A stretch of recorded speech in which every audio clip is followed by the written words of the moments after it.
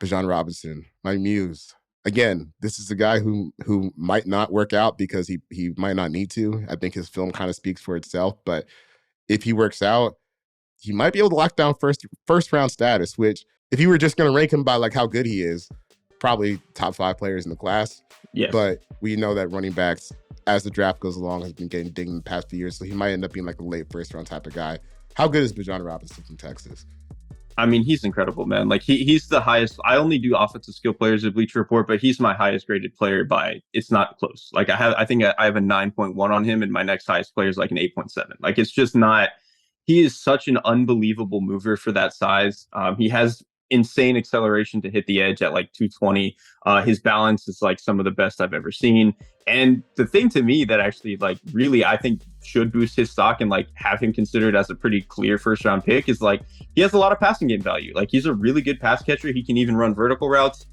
His hands are really good and he's a good pass blocker. Like he's just the guy who you can play him every single down and he's going to give you value every single down. And in a class that, like I said earlier, is not that great overall, a 3-down back who has like explosive play potential and like a high floor. I mean, like this should be a first round pick. I think even if he doesn't test, like he's so insanely good to me, man. If you can't tell a difference between ranking a guy for how good they are at football versus their positional value, it's really not that confusing. All right. So like I'm tired of seeing the snickerings in nerd Twitter when they're like, oh, someone has Bijan Robinson 5th overall. No one thinks he's going to get drafted that high. Exactly. He's just a really good football player. Like okay? That's exactly where I have him, and I wouldn't take him 5th overall. Like I probably wouldn't consider him until even like the mid to late teens. But like if you're just ranking the best players, he's absolutely up there. All right, 2 guys that you're gonna have to explain to me because I have not gotten to their tape yet, but I promise I will before the combine starts. Tyjae Spears and Devon Achane. Achane. Okay. Yeah. You know how to pronounce it. You take the wheel. I'll start with Achane. This is my player I'm shilling for. I have mostly. Where does he go to school? Texas A&M. He's a running back and kick returner. He is a guy who I am normally very opposed to small players. You know, we already talked about Bryce Young. I'm probably lower on like Zay Flowers for that reason. Like I'm mostly anti-small players. He's the one guy I think I'm making an exception for.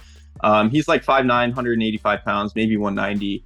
And so typically with those types of running backs, you're like, oh, he's just a guy who needs to get to the edge. He can play in space, blah, blah, blah, all that stuff. Achane does all that. But you watch him run between the tackles, and it's like, man, he is a real deal running back. He has maybe the best vision in the class outside of like Bijan Robinson. I think he's just a guy who really understands every blocking scheme, knows how to set up his blocks, understands how to be patient, when to cut. Like he's just a running back's running back. He's just a little bit small. But I just think like he's such a smart player. And then he also has like literal world class like track speed, which is why he's like an incredible kick returner. So I just think he gives you so much value in so many ways that I'm willing to take a bet on him.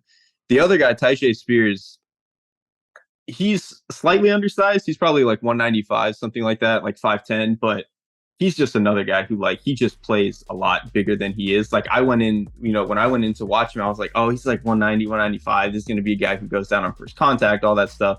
Nah, man, he really fights, probably more than a lot of the other guys that are even bigger than him in this class. I think he just has a lot of fight to him, and he's really good between the tackles for a guy his size.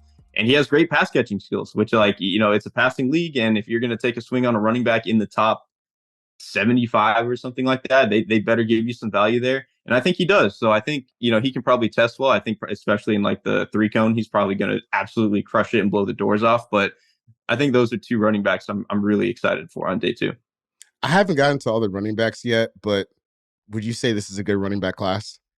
Yeah, I don't think it's like special or anything because I think like the drop from Bijan to everybody else is pretty stark. But I think there's in that like 40 to 80 pick range. I mean, there's like 5 or 6 dudes who are they can be a really real good difference maker for you.